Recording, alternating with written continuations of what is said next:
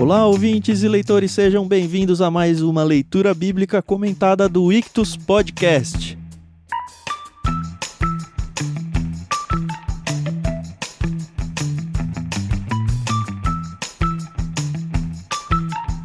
Eu sou o Thiago André Monteiro, @vulgutan, e hoje nós vamos trabalhar o capítulo 11 do livro de Gênesis. Isso mesmo, você já sabe, nós estamos gravando um episódio por capítulo da Bíblia e chegamos neste último capítulo desse primeiro trecho grande aqui do Gênesis. Do 11 ao 12 nós vamos ter uma divisão bem importante aí. Então, meio que terminando aí uma saguinha, sei lá. Beleza, eu estou aqui com o Thiago Moreira, com a Carol Simão e todos juntos vamos conversar sobre esse capítulo que hoje tem um pouquinho de genealogia, mas tem uma história e a história é muito legal. Tudo bem com vocês? Tudo bem, oi pessoal, aqui é a Carol Simão, mais uma vez estamos aí nos reunindo para falar um pouco sobre esse capítulo fantástico, é uma das minhas histórias favoritas e eu acho que vai ser um bate-papo bem legal. Olá, tudo bem com vocês? É bom estarmos aqui novamente, Carol, Thiago. Então, eu sou o Thiago Moreira, você já deve estar acostumado comigo aí, se você está acompanhando o podcast.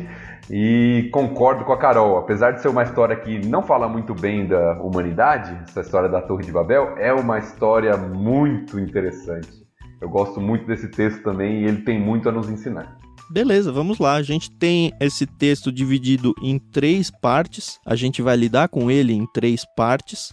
Lembrando que a gente está usando a NVT, a versão NVT nova versão transformadora, que a Mundo Cristão graciosamente concedeu os direitos aí para a gente usar. É uma tradução que vai ajudar bastante na questão da fluência e tudo. A gente continua gostando bastante dela. E eu acho que a gente tem que ter a liberdade de dizer que, não tô gostando. Porque não é porque eles deram os direitos que a gente tem essa obrigação de achar que foi boa. Mas eu tô gostando sim bastante. Acho que ela cumpre muito bem o seu propósito.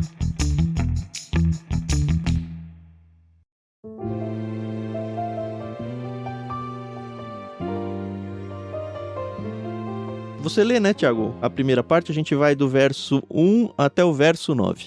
Muito bem, vamos lá, posso ler.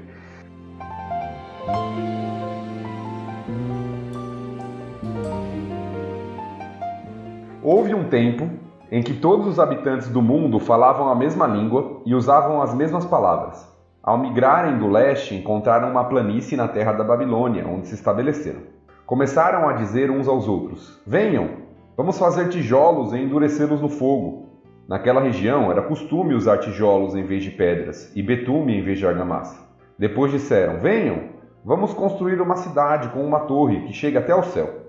Assim ficaremos famosos e não seremos espalhados pelo mundo." O Senhor, porém, desceu para ver a cidade e a torre que estavam construindo.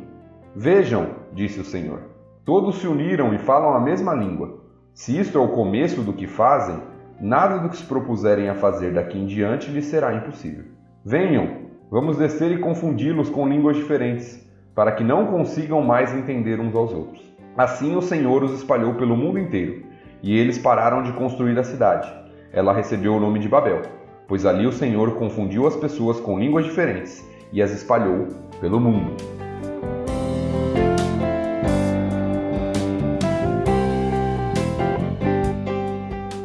Essa é a primeira parte, a primeira divisão que a gente tem aqui do texto, né, conhecido como a Torre de Babel.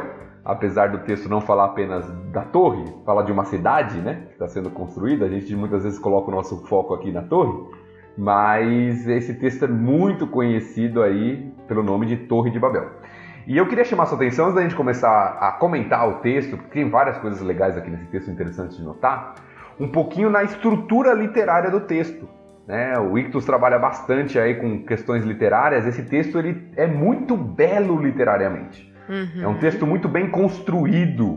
Isso não significa que o texto foi inventado, tá? Entenda isso, eu sempre gosto de ressaltar isso quando a gente fala sobre estrutura literária, mas que a história foi contada de uma maneira que contemplava esses aspectos belos literários, poéticos e até que ajudam a gravar a história. Para uma sociedade que não tinha tanto acesso à leitura, mas que ouvia essas histórias e tinha que gravar.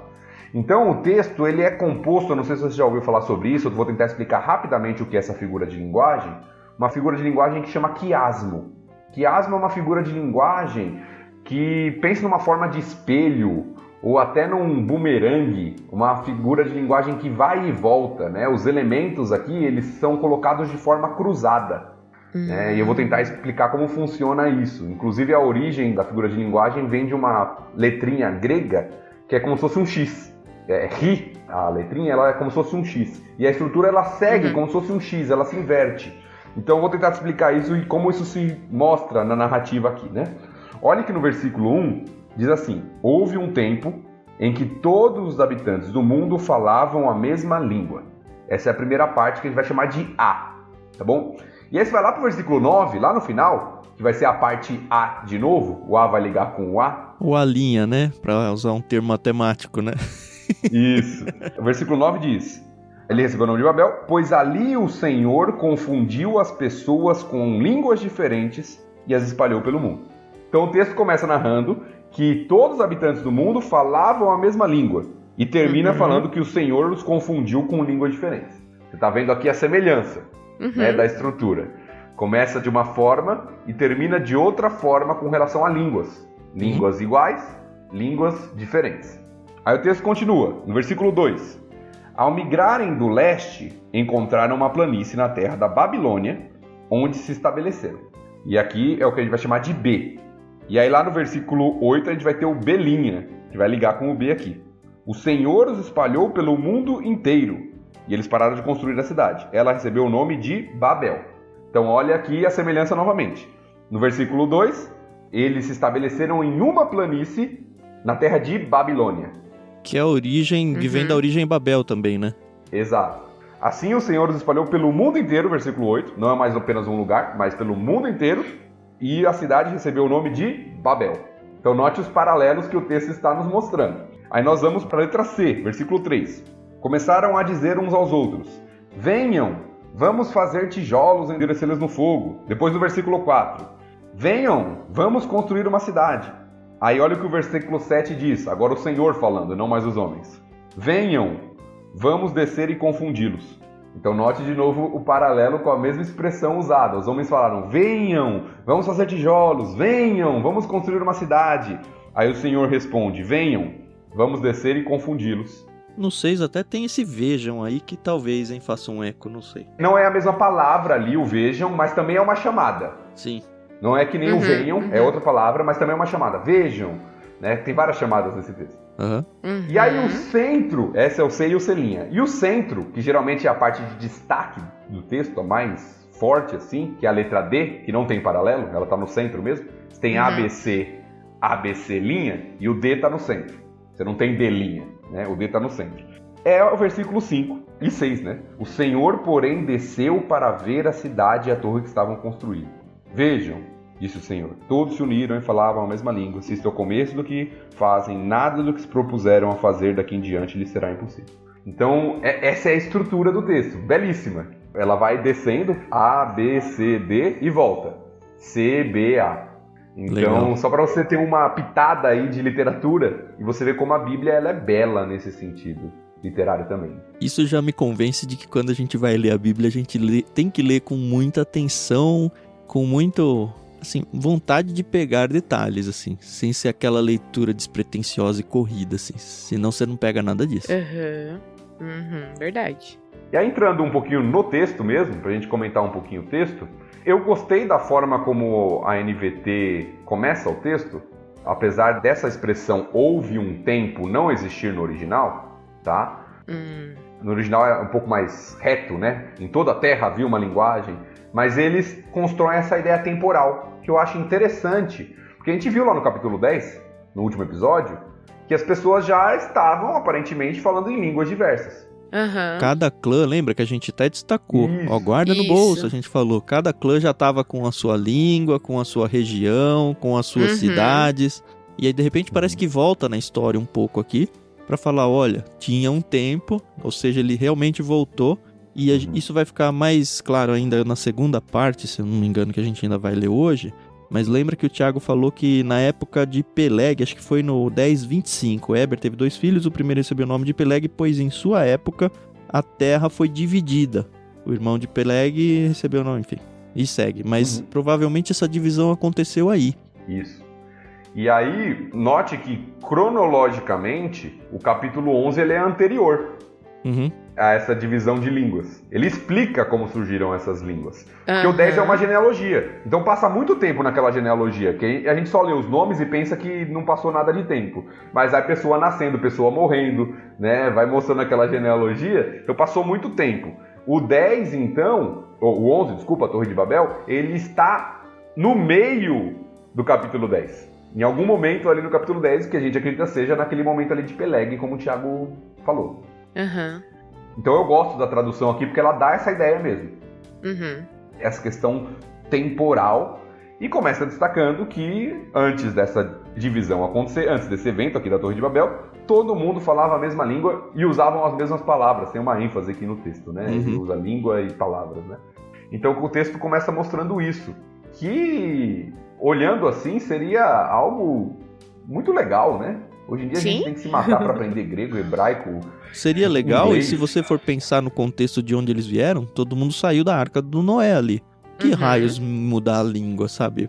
Tava todo mundo junto, de repente é importante que estejam todos separados, e é justamente esse paradigma que esse texto vai tentar explicar. Por que é ruim que todo mundo tenha a mesma língua? E eu acho que o mundo vai migrar ainda de novo para uma mesma língua, uma mesma moeda, tudo isso. Talvez o homem revivendo aí os princípios da Torre de Babel, aí da cidade de Babel. Não sei. Muitos fazem um paralelo que eu acho interessante, que em Atos, capítulo 2, quando Deus dá a capacidade para os homens falarem em outras línguas, na pregação do evangelho ali no início da igreja, é uma espécie de reversão temporária, evidentemente, mas uma reversão ali dessa maldição de Babel, né? De que aí os homens começam a falar em outras línguas sem conhecê-las para que o evangelho chegasse a outros povos. Né? Mas é porque lá eles estavam interessados em falar sobre Deus, não em confrontar Deus, né? Aí esse é o grande problema do texto de agora, né? A confusão de línguas existe por causa de um problema do homem, né? Aí ele menciona no fim do verso 2, encontraram uma planície na terra da Babilônia onde se estabeleceram. Indo para os mapas, a gente tem lá no Oriente o Tigre e o Eufrates correndo pela esquerda, se você for pensar num mapa mundi assim, vindo diagonalmente da esquerda em cima para a direita embaixo. E é meio que lá embaixo já, lá na foz dos dois rios, lá, Tigre e Eufrates, é mais ou menos aquela região ali, tá? O que eu achei meio estranho é dizendo que eles vieram do leste, ou seja, eles estavam mais a leste ainda. E aí eu fiquei pensando, que hora que eles foram tão pra leste assim, porque na dispersão que a gente viu no 10, isso não tá muito claro pra mim. Pra mim eles estavam mais a oeste. É que a dispersão é posterior, né? Sim. Nesse momento eles estavam todos juntos ainda. Provavelmente depois que saíram da Arca de Noé e foram pra alguma região onde todo mundo, né, se fixou. A gente não sabe ao certo, é difícil de dizer, né? Mas é interessante pensar no mapa justamente porque no final do capítulo de hoje vai começar uma peregrinação aí de Abrão, que a gente vai ver, mas entenda que ele tá por ali, lá embaixo, lá na pontinha do Eufrates, e tudo vai começar por ali. E lembra que a gente falou no último episódio também, aqui novamente, né, a expressão Babilônia, ela volta àquela expressão usada no capítulo 10 para falar de Nimrod, né? Que construiu seu reino na Babilônia. Por isso que muitos, né, a tradição judaica, isso não está na Bíblia, a gente não sabe se é isso mesmo ou não, mas a tradição judaica coloca Nimrod como um dos principais líderes para a construção dessa torre aqui, dessa cidade. Eu tenho aqui um assunto para trazer à tona que... Quando eu era adolescente, a gente tava estudando bastante coisa na EBD. Eu tive um excelente professor de escola bíblica dominical, que hoje é meu sogro. Você via que ele realmente se preparava, porque dar aula para adolescente é, assim, uma coisa muito delicada se você não está preparado. E aí eu lembro que durante a minha adolescência a gente conversava muito sobre essas questões da Torre de Babel e tal. E aí eu lembro que foi a primeira vez que eu ouvi o termo Pangeia, né? Que eu vi essa questão de que talvez, quando o mundo foi feito por Deus, fosse apenas um continente, né? Não tivesse os 5 continentes que nós temos hoje. E nós, estudando isso, a gente tinha reuniões de 15 em 15 dias aos sábados também. Era tipo uma roda de... onde a gente conversava bastante. E aí eu lembro que a gente falou um pouco sobre essa questão. Será que existiu mesmo a Pangeia? Se existiu, os continentes se separaram na Torre de Babel e tal. Isso sempre foi uma coisa que me incomodou um pouco. Eu sei que o que está escrito na Bíblia é o que a gente tem que levar em consideração, obviamente, e a Bíblia não é clara nesse aspecto, né? E aí eu pesquisando pra gente conversar aqui hoje, eu encontrei um texto muito bacana, não tem o autor do texto, então eu não vou ficar aqui citando muito, mas eu queria primeiro ouvir a opinião de vocês para depois ver se é o que o autor fala. Eu, Carol, particularmente, não acredito que houve a Pangeia, se foi desse jeito. E quando eu falo a Pangeia, eu tô falando daquele continente único que depois se separou com a Torre de Babel. Algumas pessoas acreditam que se aconteceu isso, foi no dilúvio, mas acho que é um assunto que seria interessante a gente só dar uma pinceladinha. Eu iria pro dilúvio. Até porque na torre aqui não... Assim, se aconteceu de fato essa questão da Pangeia, pra mim, totalmente indiferente. Com certeza teve, sei lá, terremotos, movimentos da crosta e tudo mais, que não fala absolutamente nada na parte de Babel aqui. Ele fala, assim, um espaço bíblico que caberia isso seria o dilúvio, eu acho. Mas também ele não fala. Tem algumas teorias sobre isso. Eu acho uma teoria interessante. Eu não sei se eu tenho uma posição sobre. Eu não sei, eu não sou muito estudioso desta área, assim, pra falar, né, de geologia e essas questões aí. Mas já ouvi pessoas defendendo isso e pessoas conhecedoras, né, defendendo isso. E se você olhar os mapas aí, parece que há um encaixe, né, entre os continentes, se você tenta juntar, né? Parece um quebra-cabeça, né? Então, mas é difícil, a Bíblia não fala exatamente. Eu acho que são duas coisas diferentes. Territorialmente, se é um fato, se no começo era tudo uma parte seca só, né, alguns vão até pro texto de Gênesis, surgiu a parte seca, né, uma parte seca só, com a água ao redor. Se era assim no começo, né, a Pangeia, como a Carol falou aí pra gente, territorialmente se dividiu no dilúvio, com as águas vindo e aí formaram os oceanos. Lembrando que no dilúvio não foi só chuva, né? Teve torrentes de água saindo do solo. Então faz muito sentido que, sei lá. Assim, o Thiago falou, eu também não tenho nenhum conhecimento geológico, nada. E nem, assim, não tenho interesse em estudar isso. De verdade, assim, a gente tem que escolher as nossas batalhas na vida aí, né? E também não tô desmerecendo, tá? Eu acho que é um assunto mega importante para vários conceitos e contextos do mundo. Só não é minha área e ok, você... Mas assim, bem, né? Se aconteceu umas torrentes de água do chão, na minha cabeça de leigo faz sentido que seja esse rompimento aí. Então, territorialmente, né, seria no dilúvio. Aí agora, do povo e ocupar esses continentes, pelo menos os continentes ali que ainda mais próximos ali, aí seria aqui, a partir da Torre de Babel. Né? Porque nós até vimos no episódio passado que a tribo de Jafité lá, né, os descendentes de Jafité foram mais para a área da Europa ali, Ásia Menor, o pessoal de Cã foi mais para o norte da África ali, Oriente Médio. É interessante que não só nesses textos do Antigo Testamento, mas se a gente for olhar a Bíblia como um todo, a Ásia, a África e a Europa, elas são mencionadas territorialmente, mas Américas, Oceania nunca, né? Enfim, só uma coisa assim, mas não espere aparecer o Brasil na Bíblia, se você não sabe, tá bom? Não vai aparecer, já é um spoiler pra você.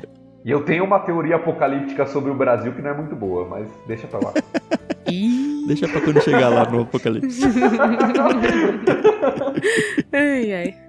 Não, eu não quis trazer, assim, polêmica nem assuntos desnecessários, mas eu acho que é interessante, porque às vezes a gente ouve certas coisas e acho que como cristãos, principalmente, a gente não é que tem que ter uma posição, mas pelo menos ter um pouco de conhecimento até pra poder conversar, né? Então, nesse texto que eu encontrei, o autor fala exatamente isso, que se houve uma divisão territorial, provavelmente aconteceu no dilúvio, e com a Torre de Babel, provavelmente os povos foram e mudaram pros continentes e tal.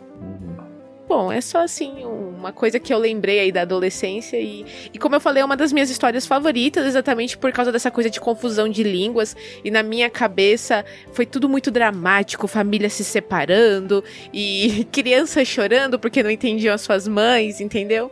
Eu gosto muito dessa história, porque também acredito que foi aí que começou eu não sei, né, uma conjectura minha, mas que surgiu aí, começou a aparecer os tradutores, né, porque como é que as pessoas iam se comunicar, né, enfim. E eu admiro muito quem fala 2, 3, 4 idiomas, entendeu?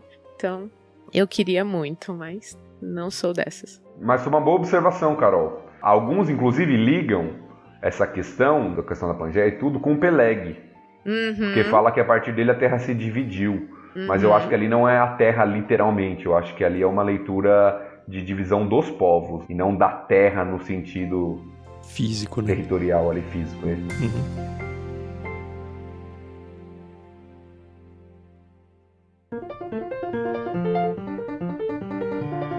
Então vamos continuar aqui, né? Versículo 3 fala pra gente que aí começa o discurso do texto, né? Antes a gente estava aí na narrativa, o narrador estava falando pra gente aqui, Moisés estava relatando, e aí a gente começa com a primeira fala, e a fala dos homens, né? Das pessoas que moravam lá naquela terra, que estavam juntas ali. Então eles dizem, venham, vamos fazer tijolos e endurecê-los no fogo. Aí tem uma explicação, né? Do costume lá, da região e tudo. E depois eles dizem novamente, venham, vamos construir uma cidade com uma torre que chega até o céu, assim ficaremos famosos e não seremos espalhados pelo mundo. Aí o texto começa a mostrar os motivos e os problemas presentes aqui. Eu acho que o primeiro problema é um problema de não querer obedecer à ordem divina, tanto lá de Gênesis 1 e 2, quanto pós-dilúvio. Isso aí tá em 9, 2 vezes, no verso 1 e no verso 7. Pra mim é quase que só isso a questão. Eu vou ler de novo lá, no verso 1 lá, no capítulo 9. Então Deus abençoou Moisés, aí, peguei você, tchau. Então Deus abençoou Noé e seus filhos e lhes disse, sejam férteis e multipliquem-se, encham a terra. E aí no 7, agora sejam férteis e multipliquem-se, povoem a terra outra vez. Então, assim, foi muito claro e foi dado 2 vezes a ordem. Fora a de Gênesis 1 e 2. Fora de Gênesis. Isso, mas é que ainda... aqui também tá em outra geração, né? Eu ia falar que lá foi pra Noé e tal, mas aqui também já não tinha mais Noé. Então... Mas, assim, a ordem foi dada à humanidade, ó. Vocês têm que se espalhar, espalha aí. Circulando, né? Isso aí. E aí os homens não vão nisso, né? Os homens querem o contrário. Não, vamos ficar junto aqui, proteção. E não só proteção, mas acho que muito poder, né? Se a gente for colocar aqui, lembra quem criou Babel e outras cidades, até Nínive e tudo, foi o Nimrod, não foi? Que ele era um grande capitão ali, a gente até comparou ele a Alexandre, a Napoleão e tudo mais. É ele que vai fundar essa cidade aqui, apesar do nome não aparecer nesse texto. E a gente sabe que tem toda essa questão de, não, vamos concentrar o poder aqui. Construir um grande império. Então, pra mim, esse é o primeiro grande problema. É o problema da desobediência, da rebelião. Deus tinha mandado uma coisa e eles quiseram fazer outra, porque achavam que era melhor. E é claríssimo no texto o objetivo deles, né? A fama e não seremos espalhados pelo mundo. Que é, assim, diretamente contrário. E aí eu vejo mais 2 problemas no texto aqui. Um problema... Para mim é teológico aqui, né, de ignorância com relação a Deus, quando eles falam, vamos construir uma torre que chegue até o céu. Quando a gente estuda aí as religiões antigas, a gente vê que eles tinham, né, a gente não sabe se é o certo ou não, mas alguns chamam de zigurates, a gente não sabe se a Torre de Babel era um zigurate ou não, mas eram monumentos antigos que as pessoas construíam com a ideia de ter acesso a Deus. Construir uma torre alta, uma escada alta, para que Deus pudesse descer e visitar o povo. Então a gente já tem um problema teológico aqui de visão errada de Deus, né? Como se o homem precisasse construir algo para Deus se relacionar com ele. Se ele tivesse essa capacidade. E para mim, o pior problema que o texto ressalta, né? Evidentemente, além da desobediência, que para mim é um reflexo do que vai mostrar aqui, é o orgulho e a arrogância dos homens aqui nessa época. O texto diz que a intenção deles, além de não ser espalhados pelo mundo, era de ficarem famosos. E a expressão aqui, literalmente, é faremos um nome para nós. Sim. Isso me lembra muito no Lameque, lembra? Depois que o Caim matou o Abel, ele fala, eu matei também, vai ser vingado, certo? É muito do homem isso, né? Impressionante. Exato. Essa arrogância de querer estar acima. Então nós faremos um nome... tornaremos célebre o nosso nome, como algumas traduções trazem, né? Ou seja, nós seremos praticamente adorados. Né? Nós seremos o máximo. Num certo sentido, não deixa de ser o próprio pecado de Satanás, né? Que quis ser Deus. Aqui não diz que eles estavam querendo ser deuses, mas é essa busca por eu sou de suma importância, né? Coisa que tem que ser reservada só para Deus. E é interessante porque esse texto, ele tem várias ironias, né? Ironia não pecaminosa, tá? Mas ele tem várias ironias aqui. E uma delas está aqui. Porque a palavra para nome, a gente até mencionou isso, é a palavra Shem. Da onde vem o nome Sem. Então, os homens falam, nós faremos um nome, um Shem para nós.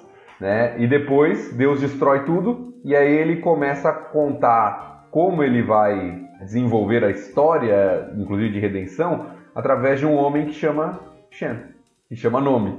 Né? Que é Sem, que vai ser narrado daqui a pouquinho lá embaixo. Então, o texto tem essa ironia, né? É muito legal pegar essas coisas, muito legal. Aí a gente vê Deus olhando pra tudo isso, né? Eu imagino ele lá no seu trono, falando... Ai. Né? Aí parece que ele se junta à sua corte celestial ali, porque a gente tem um plural aqui, né? Ó, vamos lá, vamos acabar com essa palhaçada aí. Vê lá, todo mundo se uniu, falam a mesma língua. Se isso é o começo de que fazem, nada do que se propuserem a fazer daqui em diante lhe será impossível. Aqui você pode ler de um jeito meio errado até, né? Que é pensar que Deus, ele tá sempre contra aos planos do ser humano, ou que ele não quer que os seres humanos evoluam, ou que eles construam coisas. Mas não é isso, né? Se a gente for lá para Provérbios, a gente vê até um texto que eu acho bem legal, que é... O Deus está no papel de esconder as coisas e o homem de procurá-las. E eu acho que isso não é um negócio no sentido de um brigando com o outro, mas é no sentido de que Deus realmente constrói as coisas para que o homem por si só vá encontrando e construindo e inventando, porque isso faz parte da própria natureza e não a natureza pecaminosa do homem, mas a natureza criativa do homem como um reflexo de Deus. Então não é exatamente isso que o texto está falando aqui, como se Deus, não quero que o homem evolua, não quero que o homem se dê bem. Não é isso, tá? A questão é muito mais em relação aos pontos que o Tiago colocou aí no verso 4. É interessante isso que o Tiago falou, porque a gente vê no texto aqui coisas boas até, né? Que a Bíblia nos exorta a viver, como por exemplo a unidade. O povo ali tinha uma unidade, né? Eles tinham a mesma visão, eles estavam juntos, estavam trabalhando juntos. Às vezes a gente pede isso das nossas igrejas, né? Que sejam unidas, que vivam assim. Mas o grande problema que o texto destaca é que essa unidade era por orgulho humano e pecaminosa contra Deus. Então o problema não era a construção da cidade, o problema não era a unidade, o problema era a motivação do coração deles de ir contra o Senhor e exaltar o nome deles mesmos. E eu gosto da expressão do versículo 5. Eu acho que é outra ironia do texto, né? Os homens queriam construir uma torre que chegasse até o céu. E aí o Senhor olha para aquilo, né? Diz que o Senhor desceu para ver a cidade e a torre que estavam construindo. O Senhor não conseguia ver lá de cima? Lógico, o Senhor vê todas as coisas, mas parece que está sendo usada uma ironia aqui. Eles acham que vão construir uma torre para chegar até o céu. O Senhor tem que descer para ver o que eles estão fazendo lá embaixo. De quão alto o Senhor é e quão baixo eles estão, o Senhor tem que descer, né, numa figura, evidentemente, de linguagem aqui, para falar a distância em que há entre o Altíssimo e os homens rebeldes. Então o Senhor desce, né, para mostrar a pequenez daqueles homens que acham que podem se rebelar contra Deus. Sim. Só um detalhe que a gente não mencionou, e assim, é óbvio, né? Mas acho que é importante a gente mencionar. O objetivo dos homens aqui não era construir uma torre que alcançasse os céus, tipo, tão alto que vai chegar lá e nós vamos pisar nas nuvens e chegar na casa de Deus, tá? Não é isso. E essa ideia dos zigurates e outras coisas que outros povos também faziam, acho que defende muito mais essa ideia de que não, é realmente algo muito alto para simbolizar essa proximidade aí de Deus ou dos deuses, né, com os homens. Então, só pra você não achar que eles estavam construindo algo de quilômetros e quilômetros pra cima. Não era esse o intuito. E nem achar que eles eram tão inocentes assim. Isso, então. Olha que tonto. Imagina construir até o céu. Não é isso. Um desenho interessante da Torre de Babel, depois que a gente começou a estudar esse texto, que nunca tinha me vindo à mente. Eu não sei se vocês já viram um quebra-cabeças. É bem famoso. Quebra-cabeça da Torre de Babel. Eu nem procurei, mas se você procurar isso na internet, vai vir a imagem do quebra-cabeça da Grow mesmo, que não está pagando. Tá bom. Mas assim, É interessante o formato da torre, porque a gente aqui pensa, sei lá, numa torre do castelo da Disney, uma torre de xadrez, sabe? Mas é diferente, é aquelas escadarias externas e tudo, é um pátio plano lá em cima. Parece ser realmente muito essa ideia dos zigurates que a gente tanto falou aqui. Então, se você tem um pouco de curiosidade, você pode pesquisar aí. Achou? Achei. E assim, não é a primeira torre que me veio à mente quando eu leio o texto. Mas é legal ver que fala, talvez fosse meio por aí mesmo. A gente pensa na Torre de Pisa, né? Isso. Pensa nessas torres assim, né?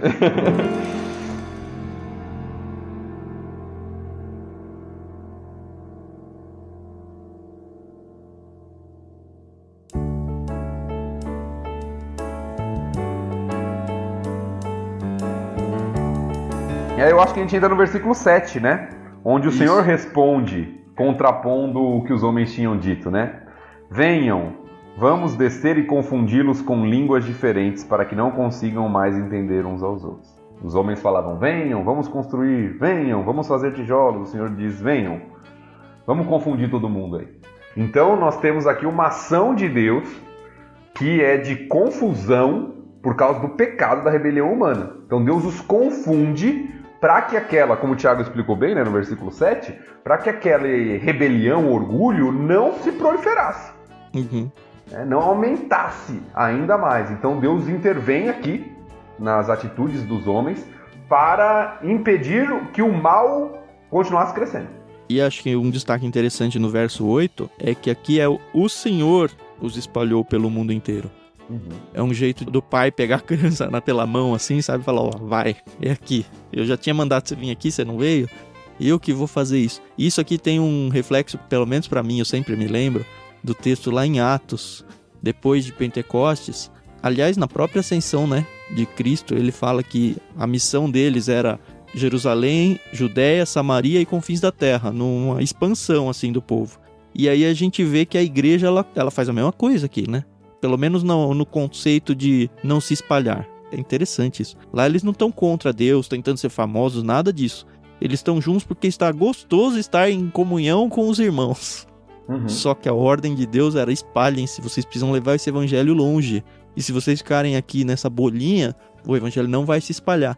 E aí vem a perseguição dos cristãos ali, meio que obrigando eles a fugir. E aí nessa fuga eles acabam se espalhando. E eu vejo muito a mão de Deus aqui falando, eu já mandei vocês irem, vocês não foram, mas vai a marra, assim, vai a força.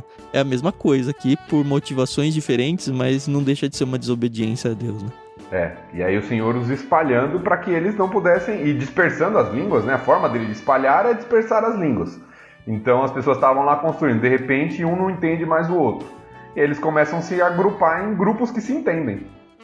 E dá pra pensar que foi o próprio Deus que definiu quem ia pra qual time, né? Porque pra quem que eu vou dar cada língua, né? É o professor separando os alunos nas turmas ali. Apesar da gente ter visto no capítulo 10 que Deus, acho que isso é a graça de Deus também, né? Deus conservou em grupos de clãs e famílias, né?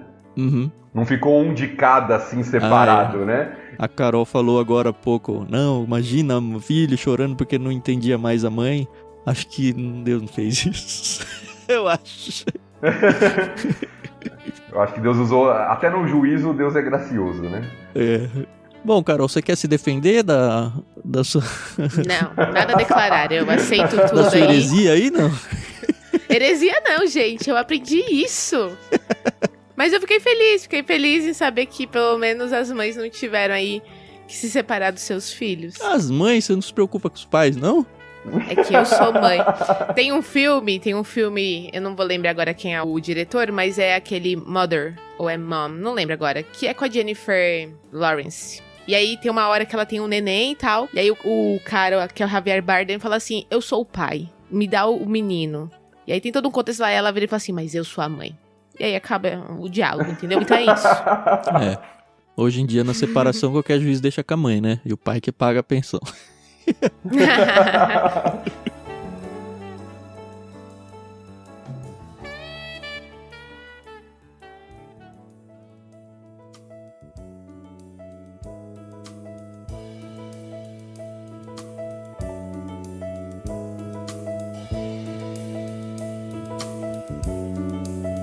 E aí a gente vê o significado do nome Babel, né? Uhum. Que na verdade tem dois, viu? Eu tava pesquisando aqui. E eu não deixo de pensar que talvez seja uma ironia também, viu, Thiago? Uhum. Porque Babel normalmente é porta de Deus ou porta dos deuses, né? Que tem muito a ver com a ideia da construção da torre, da motivação para ela, né? Só que ela também significa confusão, ou pelo menos Balal, que é a palavra no hebraico aqui, ela vai trazer essa ideia de não, Deus confundiu ali as línguas, então, na verdade, algo que era a porta dos deuses se tornou uma grande confusão. Que eu acho que é outra ironia do texto. É isso. Chamavam assim porque era a porta dos deuses, mas Deus vai falar, não, esse nome por causa de confusão, né? Porque o Senhor confundiu, né, a cidade. É a explicação que o texto dá, né? Recebeu o nome de Babel, pois ali o Senhor confundiu as pessoas com línguas diferentes e as espalhou pelo mundo. Então a gente tem uma outra ironia do texto, né? A ideia deles de ser um portal ali para os deuses e fazer o nome deles célebre acaba em confusão e dispersão. Uhum. Tem dois textos, eu já tinha mencionado em algum episódio aí sobre a Bíblia de Estudo Wiersbe, que eu achava que ela era mais prática, assim, mais conselheira, vai. Eu separei dois textos aqui pra ler e acho que vale a pena. A primeira é uma explicação técnica, tá? Apesar de ser na Wiersbe, foi a que melhor explicou pra mim o que era essa torre zigurate. A torre que eles construíram em Babel era o que conhecemos como um zigurate. Arqueólogos escavaram várias grandes estruturas desse tipo que eram construídas principalmente para fins religiosos.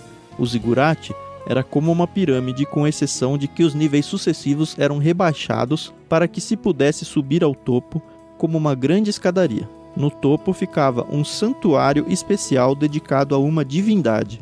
Na construção da estrutura, as pessoas não estavam tentando subir ao céu para destronar Deus. Em vez disso, esperavam que os deuses ou a deusa a que adoravam descesse do céu para vir ao seu encontro. A estrutura e a cidade foram chamadas de Babel, que significa o portão dos deuses. Na Bíblia, Babilônia simboliza o orgulho do mundo, a corrupção moral e a rebeldia contra Deus. Até cita lá Jeremias capítulo 50 e 51, Apocalipse 17 a 19, onde a Babilônia mesmo ela vai voltar a ser parte da história e ela vai ter um papel muito importante na própria escatologia, lá no fim do mundo, né? E aí o texto um pouco mais abaixo continua. A Babilônia representa o sistema do mundo que se opõe a Deus, odeia Jesus Cristo e apela aos desejos mais básicos da natureza humana. Babilônia é o oposto da Jerusalém Celestial, que é a cidade dos santos. Eu achei legal a gente colocar isso porque, como eu falei, a Babilônia ela vai ser muito recorrente. Tanto a própria cidade em si, quanto um conceito quase teológico que vai se criar em torno do nome Babilônia. E como é a primeira vez que ele aparece na Bíblia aqui, é bem interessante que a gente já comece a se acostumar e se ambientar com o significado que normalmente a Bíblia traz para isso tudo. Apocalipse destaca muito isso, né?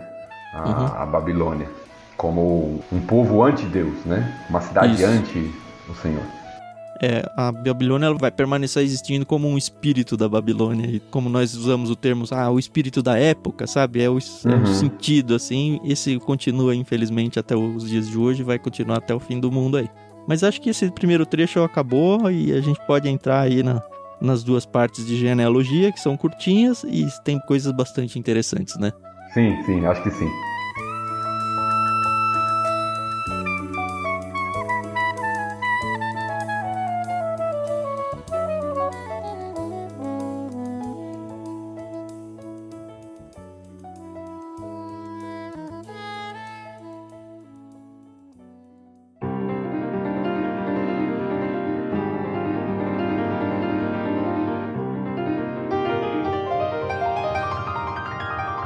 A gente tem então mais dois trechos aqui para encerrar esse capítulo 11. Os dois são de descendentes, né? Eu vou ler esse primeiro aqui que vai do 10 ao 26.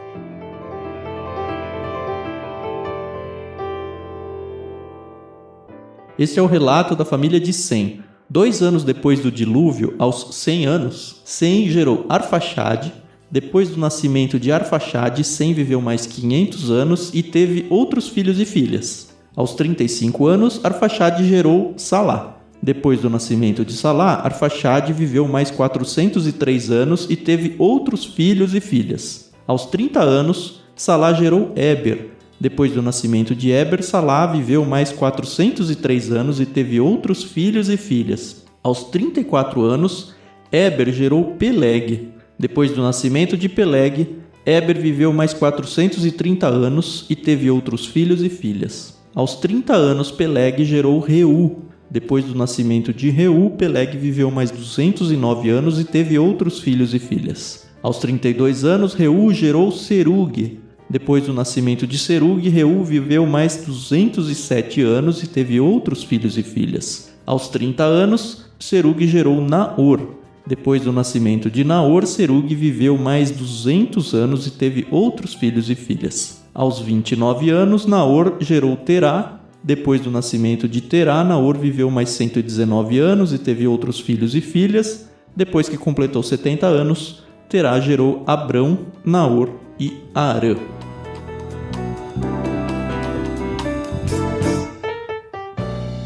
Deixa eu fazer uma pergunta antes da gente entrar nesse texto, que agora me surgiu essa dúvida. Uhum. Durante a Torre de Babel, Sem, Cão e Jafé, eles presenciaram esse acontecimento?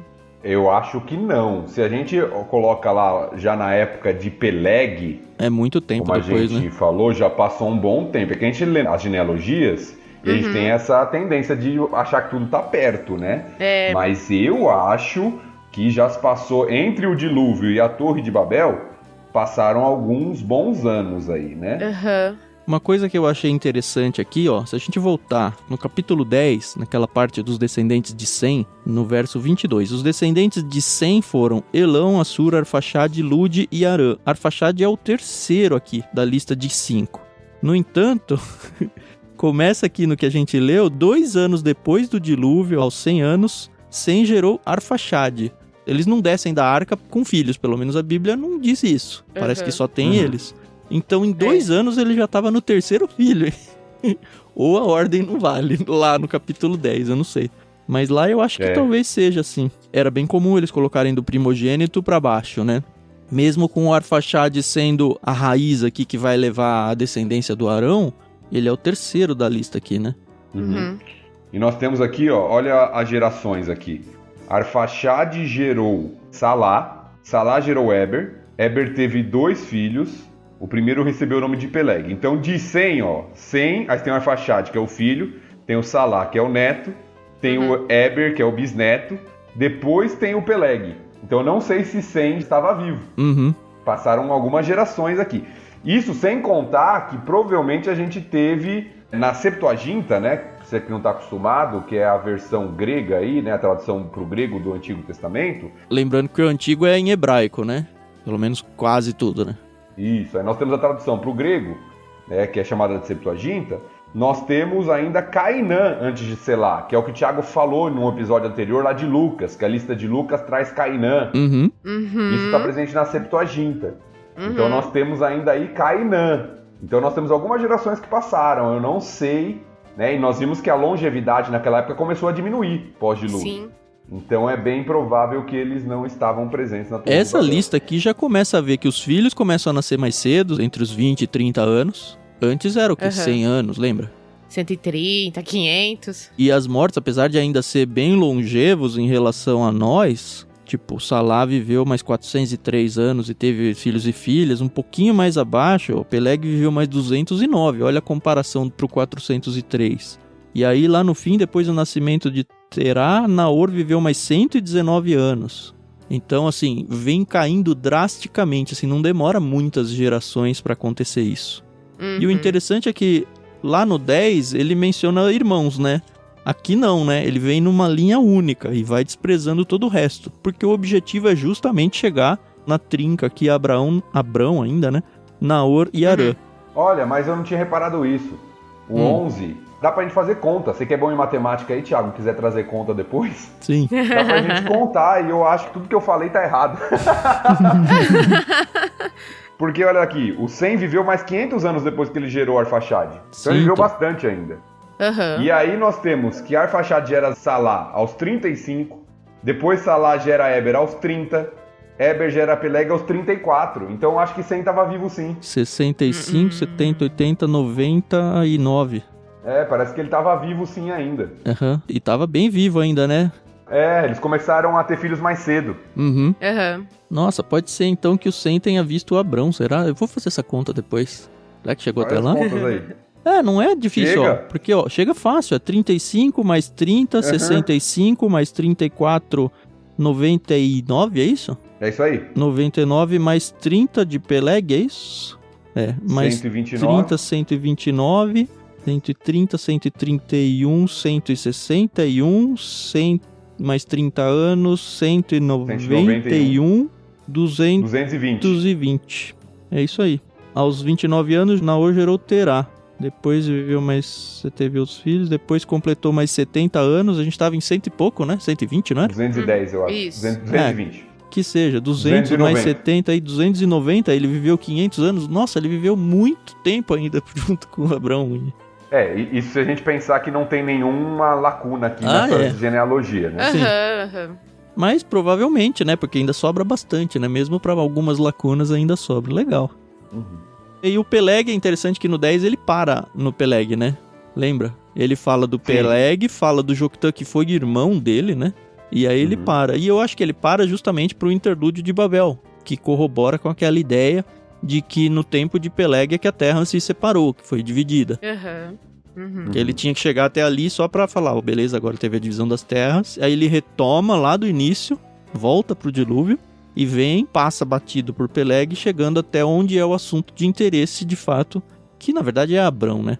Sim, esse texto aqui, da descendência de Sem, ele é como uma espécie de ligação, né? Uma dobradiça para chegar até Abraão, que vai ser o foco agora, né? Como vão ser a maioria das genealogias, né? Se você for para as do Novo Testamento lá, as duas que aparecem, é bem assim, é só uma linha, não tô me importando com irmãos, com nada. Mesmo as mulheres, que a gente já mencionou em algum áudio por trás aí, elas normalmente não eram consideradas, algumas vão aparecer lá, mas você vai perceber que são algumas com bastante proeminência, assim, no texto, com bastante importância. E só elas também. Sim.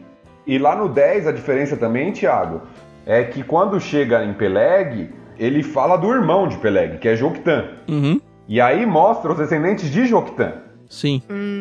Ele não continua a partir de Peleg lá no 10. É verdade. Então fala no versículo 25 que o irmão de Peleg era Joktan, e aí fala dos descendentes de Joktan.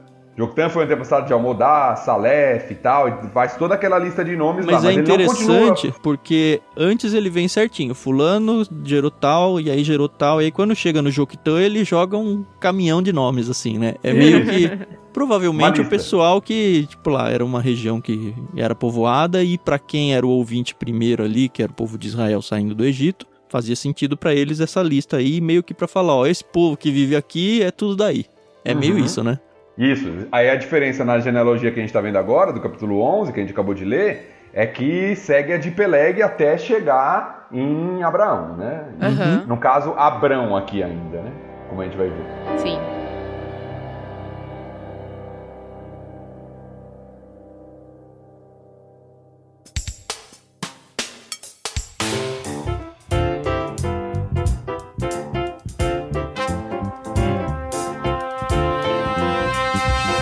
Bom, e aí vira então, chegamos em Abrão, Naor e Harã, e aí a Carol termina a leitura desse capítulo, certo? Ok, então vamos lá.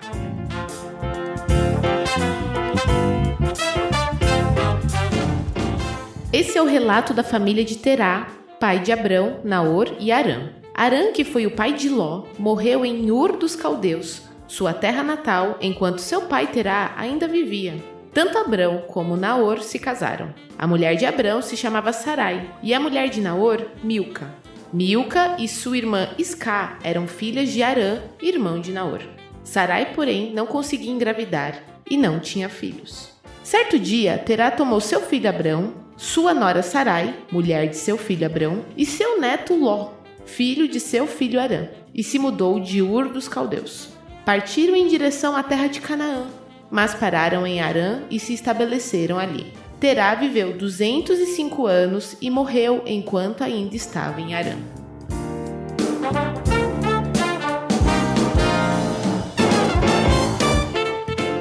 Uma dúvida genuína. Todas as minhas dúvidas são genuínas. Mas mais pra frente a gente vai ver que Sara e Abraão eram meio irmãos, né? Uhum. Não conta, Carol. Você não pode contar. Tô brincando. Spoiler de 2000 anos. E aqui a gente tem uma pequena árvore genealógica, né? Na própria Bíblia, NVT, a gente tem aqui uma genealogia, né, descrita. E aqui tá falando... Eu não entendi. Sarai, ela é filha de Terá ou ela é irmã de Abrão por parte de mãe? Ela é filha de Terá. Isso. Lá em Gênesis 20. Deixa eu pegar aqui. Enquanto o Thiago acha, geralmente naquele contexto, né, naquela cultura, isso não significa que Deus aprova, é lógico, mas os homens eles tinham mais de uma mulher. Então era comum terem meios irmãos de parte de pai, com a mãe diferente. O que, assim, me dá uma estranheza no texto, né, quando fala que Terá tomou seu filho Abrão, sua nora Sarai. Se ela era filha dele também, né? Mas tudo bem. É só uma estranheza ocidental. Lê o spoiler aí, Thiago. A Carol queimou a largada aqui, mas vamos lá. No 2011 vai acontecer uma coisa que vai acontecer no próximo episódio, no 12. Então, no 20 vai acontecer pela segunda vez algo que a gente não viu nem a primeira ainda, pra você ver o nível do spoiler da Carol. Mas lá no 2011 eu não vou contextualizar pra não estragar muito pra quem tá vendo a história pela primeira vez, porque, enfim, a gente tem que segurar a audiência, né? Abraão respondeu: pensei comigo, este é um lugar onde ninguém teme a Deus, e vão me matar para ficarem com a minha mulher. Além do mais, ela é de fato minha irmã por parte de pai, mas não de mãe, e eu me casei com ela. Pronto. Foi mal, pessoal, mas é isso. Ai. A pergunta maior é: por que raios a Bíblia não falou aqui que ela era a irmã dele? E eu vi, acho que um comentário, inclusive acho que foi na própria Bíblia de Estudo da NVT, dizendo que provavelmente foi uma escolha do editor e do autor para preservar o suspense, dado o cenário que iria acontecer e vai acontecer no nosso próximo episódio. Então nós também vamos preservar o suspense. Eu creio que essa teoria aí é muito válida. Eu acredito que a narrativa ela conduz dessa forma mesmo. Ela vai gerando um suspense mesmo da situação. E isso era comum na época, apesar de ser estranho para os nossos olhos.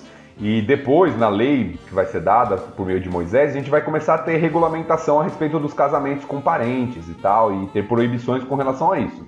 Mas até esse momento isso era muito comum. Eles estão colados com Noé aqui ainda, né? Sem provavelmente estar vivo e só tinha os irmãos ali, né? Sim.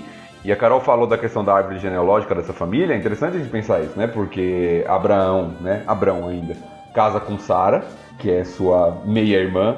Depois Isaac vai casar com Rebeca, que também ali é tudo da família, porque Rebeca é filha de Betuel, que é filho de Naor. Então você começa a ter essas ligações aqui, né? Depois Jacó vai casar com Raquel, que também é descendente lá da família de Naor. Então você vai tendo essas ligações, né? E nem é um negócio assim normal, porque tanto do caso do Jacó quanto no caso do Isaac, eles vão propositalmente buscar uma esposa dentro da família e viajam para que isso aconteça, para que mantenha tudo ali e não se misturem com outros povos que eram pagãos. Então, exato. O próprio Naor, ele casa com Milca, que é filha do irmão, então casa com sobrinha. O que talvez explique esse fato de tanta esterilidade em casos aí, né? Porque, enfim, geneticamente hoje a gente sabe que pode gerar algum tipo de problemas aí, filhos de mesma família, assim, de gente muito próxima. Agora, eu acho que é interessante a gente pensar um pouquinho, né? Primeiro que a gente já falou isso em outros episódios, a gente chega aqui na parte do texto em que a narrativa bíblica começa a desacelerar. Tivemos Gênesis 1 a 11, aquela história da humanidade como um todo e de forma... momentos em que ela desacelera, como a gente viu, como no dilúvio, mas que de forma geral ela passa rápido, da criação até chegar aqui em Abraão. A partir daqui, a história bíblica vai se concentrar numa família. Aí tem que desacelerar, né? Senão... que a gente vai ver, principalmente no próximo episódio, né? A promessa de Deus e tal. E aí ela começa a desacelerar. Ela começa a focar nos primórdios do povo que Deus escolheu, né? Que vai se tornar o que a gente conhece como Israel, ali no Antigo Testamento. Então a história aqui, ela começa a desacelerar.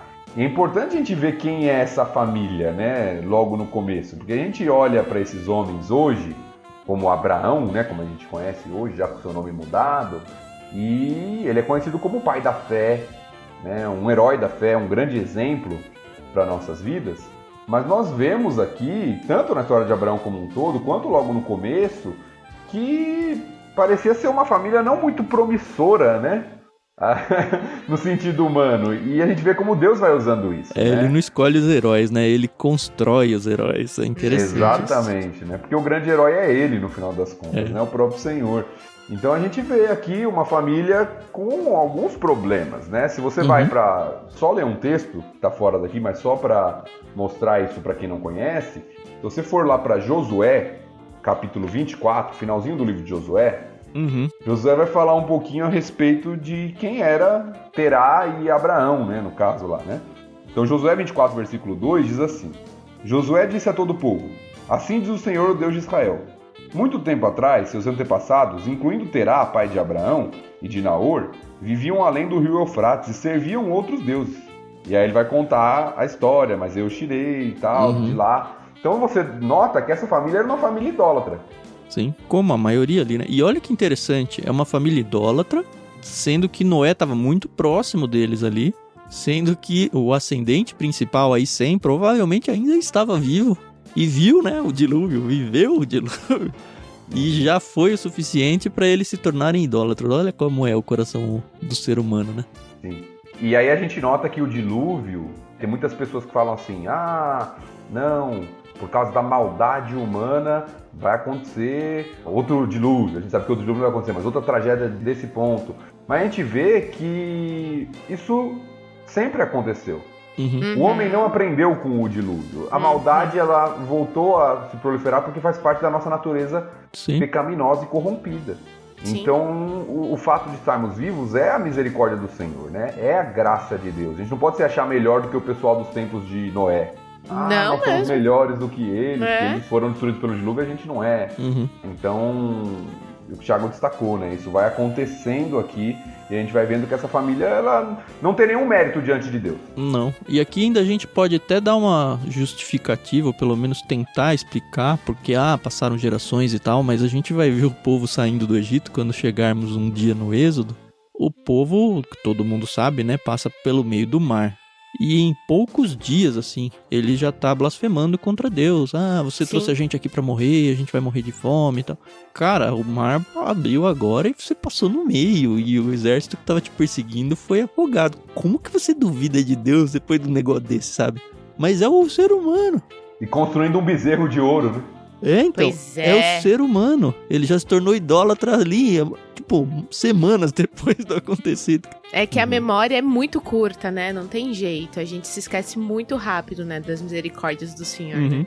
Ainda bem que Deus é misericordioso, pois né? E elas então. se renovam todas as manhãs. Exatamente. Tem um conto meu lá no Ictus Podcast, chama Mera Hipótese. Dá uma pesquisada, lá é um conto rapidinho, uma historinha. Mas ele pega em essência exatamente isso, assim. É Deus fazendo algo extremamente miraculoso, onde as pessoas vão até falar, não, imagina que Deus vai fazer um negócio desse tamanho para uma pessoa, sabe? E eu, na época que eu publiquei a primeira vez esse texto, vários cristãos me vieram falar, não, é legal a história e tal, mas, jamais Deus faria um negócio desse por causa de um servo. Eu não sei se não faria, porque na Bíblia parece que fez, sabe? Enfim, e o texto fala dessa natureza humana. Se você quiser ouvir o conto lá, fica aí a dica. Mera Hipótese, tá lá em ictus.com.br. E eu acho que isso nos ensina que tudo é por causa da graça de Deus. Sim. Então Deus não olhou e falou assim, se eu achar uma pessoa boa na Terra, eu vou fazer isso por meio dela. Não. Deus pega uma família idólatra, uma família com problemas, e eu acho que isso Deus faz, evidentemente, intencionalmente, para mostrar o seu poder. Bom, deixa eu pegar essa família aqui que é idólatra, deixa eu pegar esse casal aqui que a mulher não pode ter filho, que é a partir deles que eu vou fazer uma promessa de ter uma grande nação.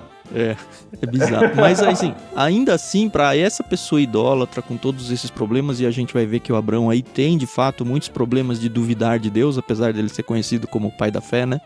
Deus, conforme vai se apresentando a ele, se mostrando fiel a ele, a própria fé de Abraão, ela vai sendo construída. Abraão vai se tornando uma pessoa melhor, vamos dizer assim. Ele vai se aproximando de Deus. E isso já começa no sentido de que ele abandona a sua terra ali, em Ur. A gente vai ver no próximo capítulo que de Harã ele vai continuar, porque eles pararam aqui em Harã e o pai dele faleceu lá. Aliás, Harã, território, não tem nada a ver com Harã, irmão do Abrão aqui, tá bom? É só uma coincidência de nomes, inclusive tem uma letra diferente aí no hebraico. Se alguém quiser construir alguma teologia em cima disso, foge, tá? Não tem nada a ver. Mas enfim, a gente percebe aqui, no próximo capítulo a gente vai falar um pouco que Abrão foi chamado, mas a gente vai ver que, na verdade, ele já foi chamado lá em Ur.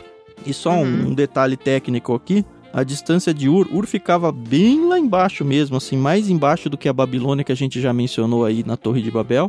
Ficava mais para baixo ainda no rio Eufrates, coladinho ali com a junção com o Tigre. E Harã ficava lá pra cima, eu tô falando cima e baixo, não altitude, tá? Olhando pra um mapa norte e sul aqui. Ficava lá pra cima, a oeste, certinho seguindo pelo rio Eufrates aí até lá em cima. E dá 880 quilômetros de distância. E eles foram em caravana, com animais, crianças e tudo, então deve ter demorado um pouquinho pra chegar. Não, e é interessante, o que eu acho interessante nesse texto é como Deus age, né? E às vezes a gente pensa na nação de Deus e pensa numa intervenção clara, assim, né? Sobrenatural de Deus agindo. Eu gosto desse texto porque ele é muito interessante nesse aspecto, como Deus age no nosso cotidiano.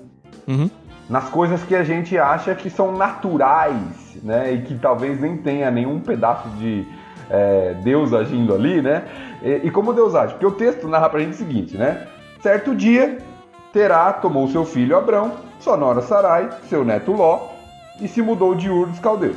E aqui não explica por quê, né? Aqui não explica por quê. Parece uma narrativa comum. Vou mudar.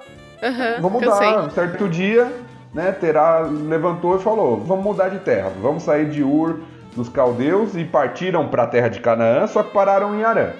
Né? Tem uma parada no meio do caminho aqui. Que provavelmente era um centro comercial, se você for atrás de arqueologia e tudo, você vai achar essa informação.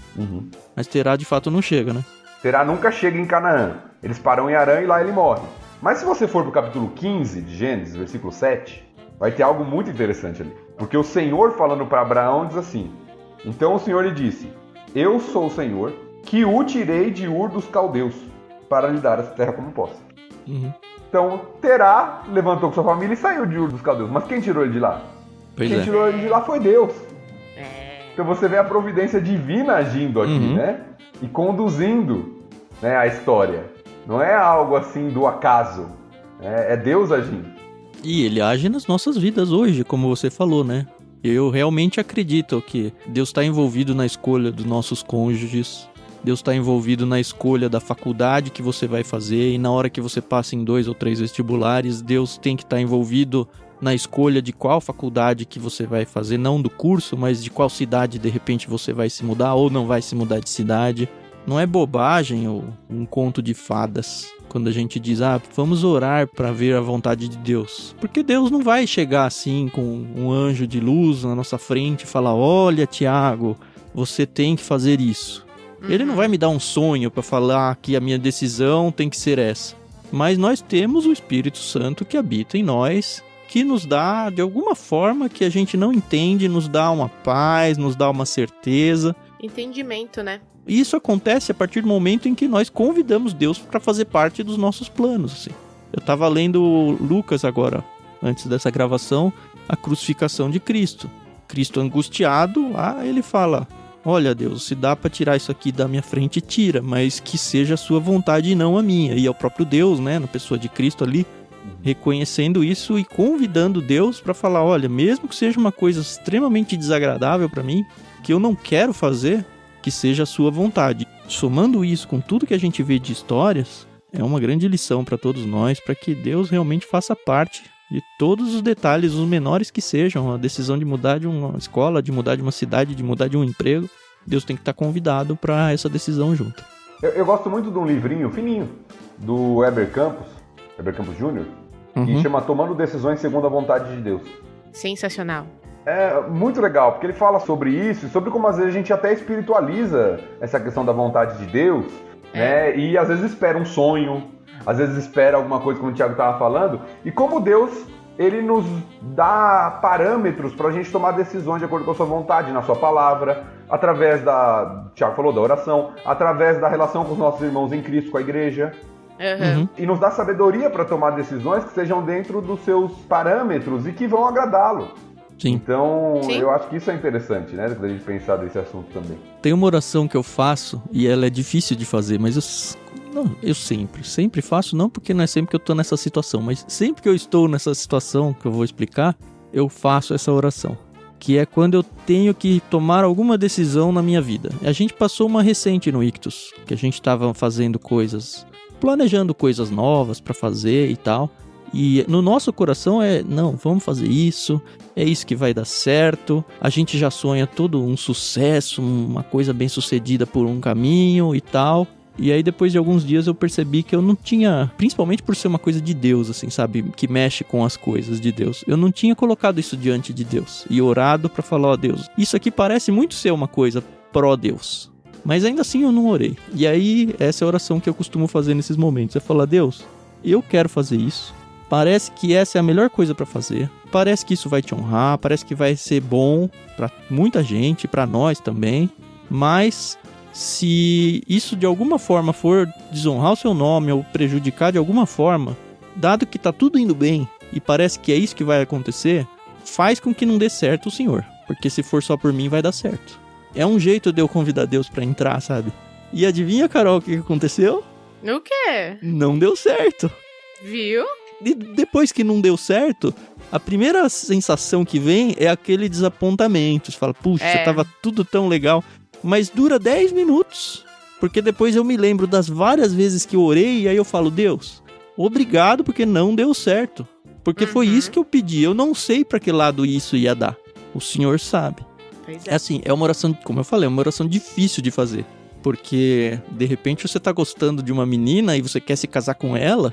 E você tem que orar, ó Deus, se isso não for um casamento que vai te honrar, faz com que não dê certo, sabe? E como é que você vai fazer isso se você quer, sabe? Mas assim, eu acho que revela um pouco da nossa maturidade cristã e de relacionamento com Deus em priorizar a vontade de Deus em detrimento da nossa. Nossa, como a gente foi longe, né? Por causa de uma genealogia, né? Eu só tinha mais uma coisinha só pra dar um alerta de spoiler aqui, né? Tá bom. Já que a gente tá dando spoiler hoje. O texto cita Ló, que vai ser importante mais pra frente. E mostra por que Ló tava com Abraão, né? Abrão. Aqui ele já perdeu o pai, né? Exato, o texto mostra isso. O pai de Ló morreu. Isso. E aí, aparentemente, Abrão adota ali Ló como se fosse seu filho, né? O seu sobrinho pra andar junto com ele e até porque seguir. Abrão não tinha filhos, né? Exatamente. Então, Abraão, ele pega e começa a cuidar de Ló, porque o pai havia morrido. Então, Ló começa a ser considerado como se fosse da família ali, né? Do clã ali, né? De Abraão. Por isso que você vai ver Ló junto com Abraão nos próximos capítulos. Até que há uma separação que a gente não vai falar sobre isso agora. Vamos respeitar, né, a ordem.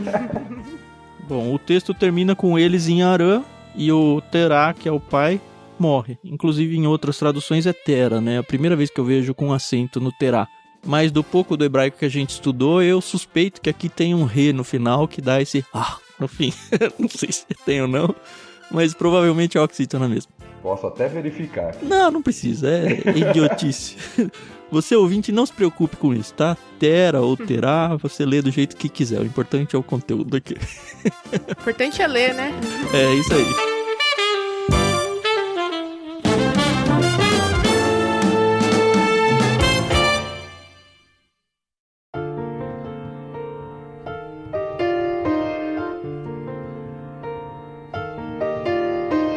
Você que está com a gente aqui no projeto do Leitura Bíblica Comentada, a gente já mencionou isso no episódio passado, mas a gente quer reforçar isso sempre com vocês, tá bom?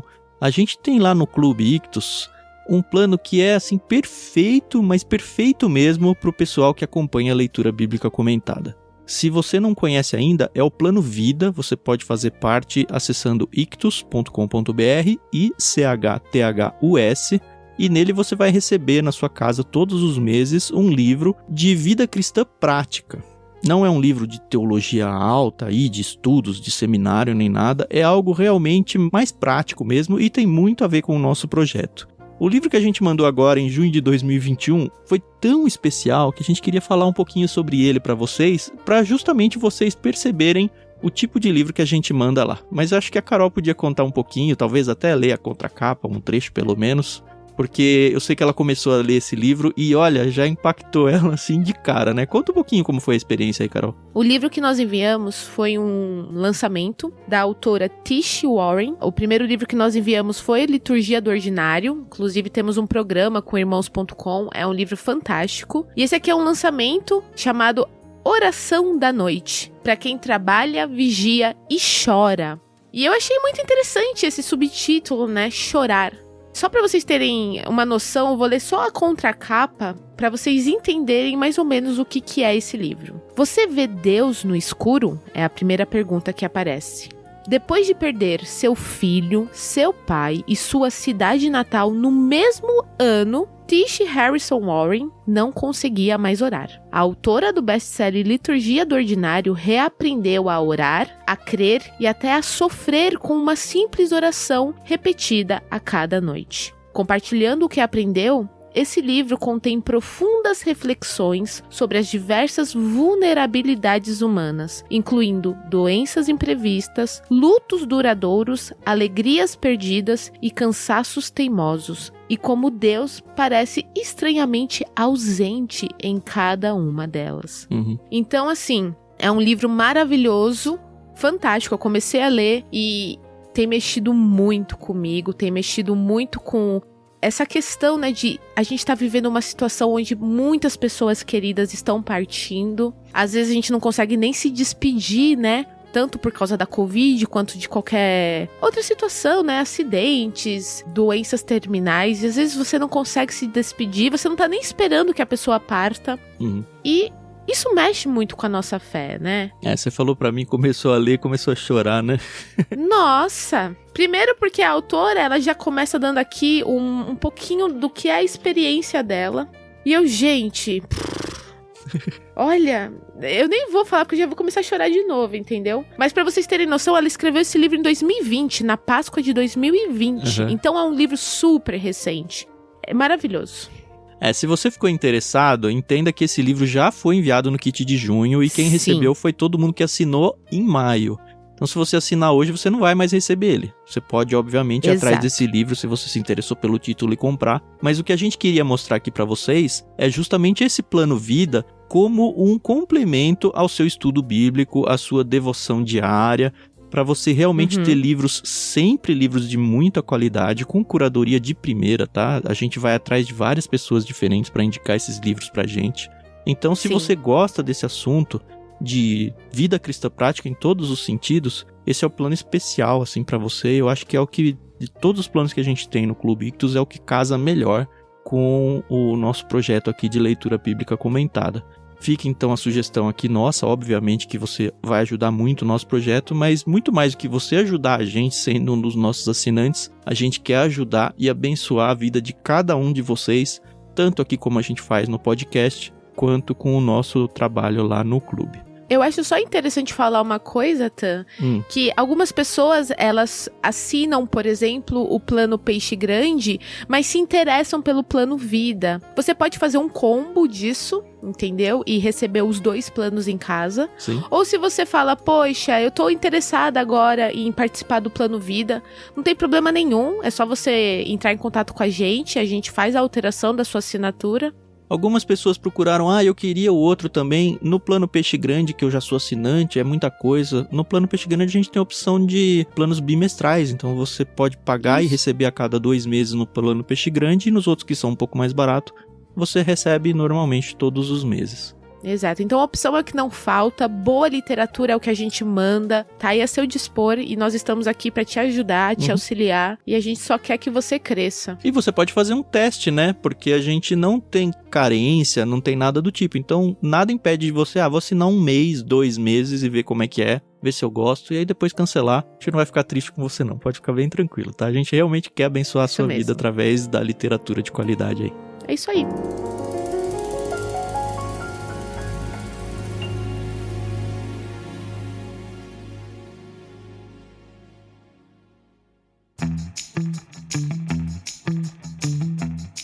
A gente encerra então o nosso capítulo 11. De novo, eu vou fazer aquele pedido que você já sabe, né? É muito importante que você se envolva com esse ministério. E se envolver não é somente você ler ou ouvir com a gente, óbvio que a gente espera que, enfim, se você chegou até aqui é porque você ouviu, né?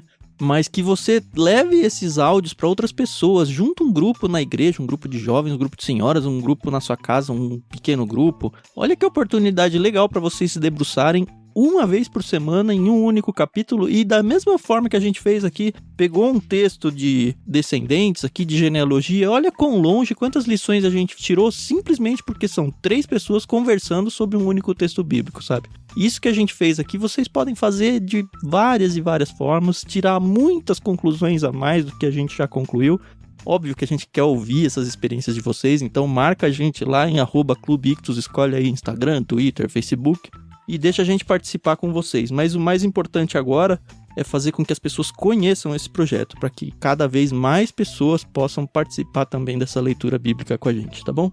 É só esse o meu pedido. Até a semana que vem, capítulo 12, e tchau, tchau. É isso aí, pessoal. A gente se vê daqui a pouco. Até mais. Até o próximo episódio, capítulo 12. Vamos começar agora a nos concentrar na história de Abrão e ver o que o Senhor faz por meio da vida dele e da família dele. Deus te abençoe.